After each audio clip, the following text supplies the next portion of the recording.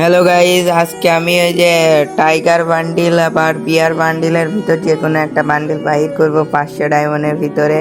তোমাদের tips and tips দিতে আসি, দেখো কিভাবে বাইর করে। প্রথমে ফিস্টের এখানে যাবা, তারপরে টাইগার ওখানে যাবা, তারপরে 90 ডায়মন্ডে একটা স্পিন মেরে দিবা।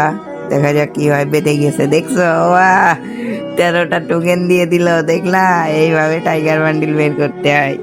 তারপরে চলো বাহিরে স্টোরে যাব।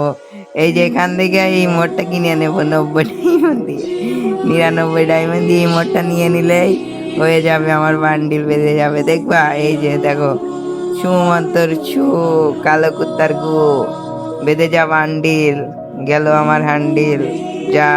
এই যে দেখছো, বান্ডিল বেঁধে গিয়েছে। ওয়াও, অনেক টোকেন দিয়েছে, আবার মেরে দিলাম। কত বেল দিবি না, দেখ 500 ডায়মন্ড মেরে দিলাম কিন্তু কিছু দিল না। এটাই গেরিনার বিজনেস, দিস ইজ বিজনেস।